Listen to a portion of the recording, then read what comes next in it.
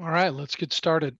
Welcome to the long coffee break series. My name is John Stump. I'm a senior sales engineer here, and I'd like to discuss current refrigerants and regulations for future and current. So let's get started. So the current and future state of refrigerants, that seems interesting that we got to have a disclaimer, but basically there's a variety of different approaches to this. There's a variety of different EPA regulations and Colorado state initiatives that are in place, but none of them are 100% set in stone yet. So we're just going to go through this and discuss it, and then you can see, what else we're going to be talking about. So with the agenda, we'll talk about the federal and state regulations, U.S. building code updates, manufacturer updates regarding how they're managing that and how it impacts lead time and design. Talk a little bit about future replacement refrigerants for 410 and 134. We're going to go over some myths and frequently asked questions on some of those refrigerants, and then a recommendation, then we'll close this thing off. So thank you again for joining us, and let's find out kind of how did we get here to where we are today.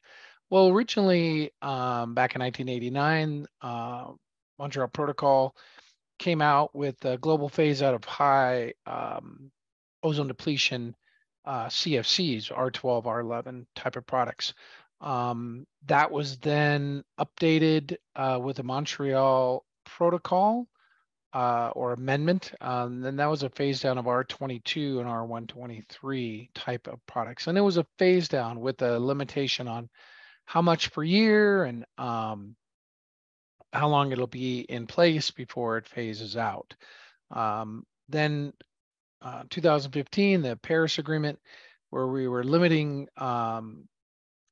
trying to limit the amount of global warming to less than or equal to 2 degrees Celsius.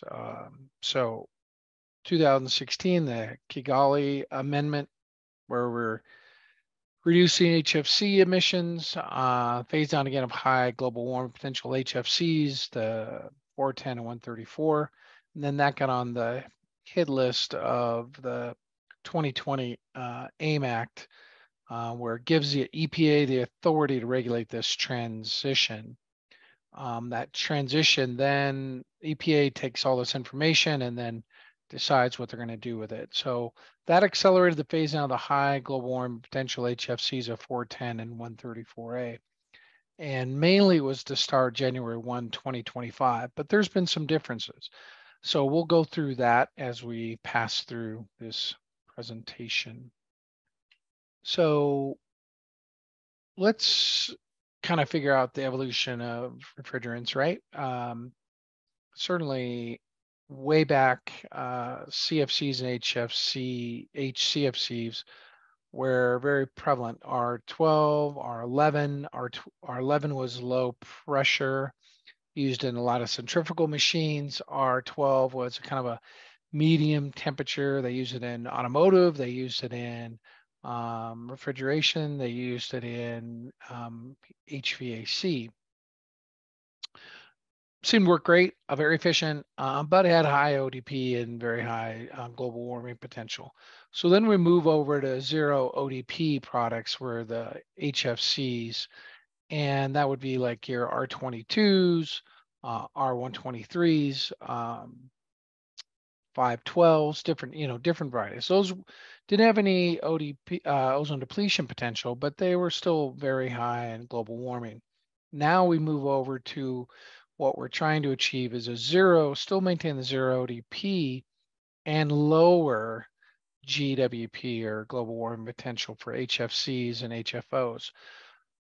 When I say lower, the EPA is kind of designated a number, and depending on where you sit on that, it's still kind of set at 700. So we'll discuss that a little bit further, but that's kind of the evolution of refrigerants. So important dates here in Colorado. Again, this is up for debate because it's something that Colorado has as an initiative, but it is still pending probably EPA kind of verification or kind of completion or EPA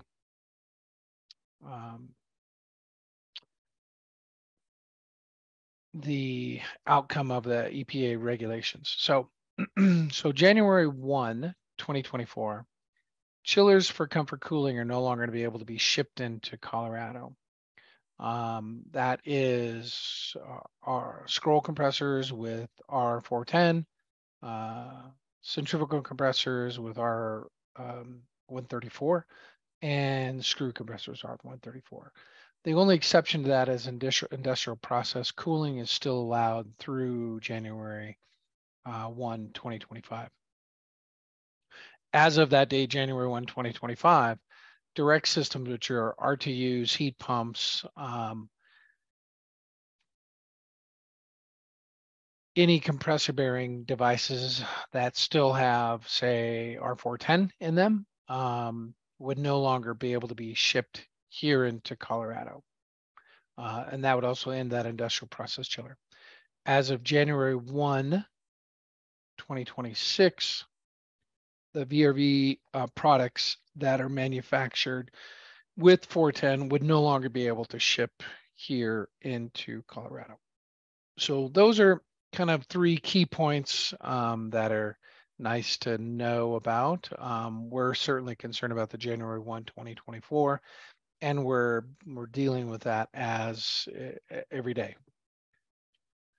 So the AIM Act, law was passed December 2020, and basically it was an EPA rulemaking status where it allows the EPA to write rules to phase down production and consumption of these HFCs, not completely phase out. So phase down is different, but there's a phase down began in 2022.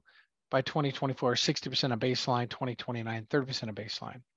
So in December 2022, EPA published proposed technology transition rulemaking, but not finalized. What that means is they took a bunch of feedback from stakeholders, which are a variety of manufacturers and lobbyists and anybody that is part of the HVAC refrigerant kind of discussion, and had those folks submit that to the EPA on January 30th, 2023. And they're in the process of going through that and making decisions and kind of trying to come up with some rulings. Those final rulings are expected sometime later in 2023, maybe September, October. We're not 100% sure. But either case, they still kind of set a limit for global warming potential at 700 for new equipment. And so that's still kind of their baseline. Then they've got some domestic installation deadlines for January 1, 2025 for direct for chillers, 2026 for VRF. So kind of what we discussed already. There's some export data that's kind of indicated on there, and we'll discuss that. But the point is, there is certainly some guidelines that they're trying to work through. So let's talk a little bit about ASHRAE 34 basics, which is about flammability and toxicity. So we've just found in general that lowering the GWP tends to increase flammability. So like, for example, we're currently using R410, R466A, R123, ZD. There's also 134A, 513A, 515A. Those are all in the A1 category. So low toxicity, low flame propagation. When we move up to the replacements for R410, we have R32, R454B, and then a R123 ZAE. Now that's a medium pressure. The other ones are high pressure, which we're going to typically see in any scroll type of compressor. You can see that it goes up into higher flammability and still in the low toxicity level. When we go down to the bottom right corner, we go to R123 and R514A. Those are low flame propagation, but higher toxicity. So the point is like we're going to be moving into this A2L category from A1. And what does that really mean? It means that we've got a little higher flammability. It's going to have to be code driven. And here's kind of how that's being managed. Across the country, most states have either adopted or in the process of adopting those, and all states by the end of 2024 should be adopting the A2 refrigerant codes, which says that it's going to be allowed in, in that particular state.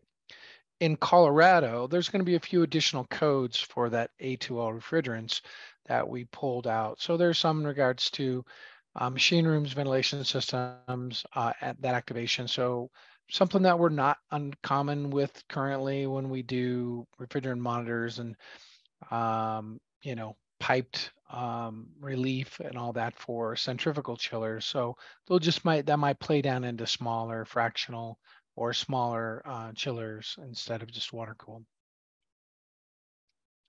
So here's some of the 5 R134 replacements. There's R134 at the top is an A1 classification. It's got a GWP of 1430. As we go down, 513A is still an A1 classification, and it's down below that 700 threshold. You can look over to its composition. It is a blend of 134 and 1234YF. And there's some efficiency and capacity degradation. What we found with that's something that Daikin is using. What we found with that is we have to tend to increase our condenser or evaporator in order to get kind of the same efficiency. As we go down to the R515B and the R1234 ZE, the GWP does go down, but there's still a blend on one and the other one's pure. Those maybe are going to be long-term replacements, but at this point, we're not 100% sure. So for R410 replacements, we have our R410 at the top is kind of an A1 classification, low toxicity, low flammability. GWP is 2088, and it has a little glide, less than a half degree. That glide is because it is a blend. There's those two refrigerants do tend to evaporate off at different temperatures. And so what happens if there's a leak, it could evaporate off certain parts of it. R32, it's 100% pure, which means it's not a blend. It is a little higher on the flammability side, the A2L, which we've already discussed. And you can see the global warming potentials. It's currently at 675, or it's at 675, and zero glide. R454B, which is very common, which quite a few people are looking at, Copeland in general. It is a blend of R32 and then also 1234YF. Low GWP, but it does have glide because it's a blend. So something to consider. So what's interesting is we've heard some myths surrounding R32, and we want to discuss that. So R32, people are saying, well, it's proprietary, it's unproven, it's bad for the environment. And I don't know if I can't really say that that's true. All right. I want to dismiss that. The Daikin did produce or as manufacturing had patents on R32 and then relinquished those to the market in 2015 to anybody that wanted to utilize it. Carrier chose to use it in 2020. There's other folks that are using it in their duct-free splits, and other people are using it in PTACs and VTACs and other kind of compressorized products currently. Friedrich's another manufacturer we have. So the point is, it's not proprietary. It's certainly not unproven, and it's not bad for the environment compared to other HFCs that we're competing against. So when we look at the design implications recommendations for what we've got going on with these refrigerants is, just review project schedules and lead times. What happens is we're seeing some increase in lead times because of refrigerant availability or compressor availability from different manufacturers. So that's creating a roadblock. We're going to be using 513 and R32, 513 for centrifugal and screw compressors, and R32 for scroll compressors. The key element is why not continue to use R410 on rooftops and VRF for another year or two, because there's not any indication those are not going to be able to ship into our market until at least 2025. Then write specs and to align with the local codes and the regulations that come out. Also, next week's coffee break will be hosted by Jeff Rodell, and he'll be discussing Halton Industries. Thank you very much for your time, and have a great day.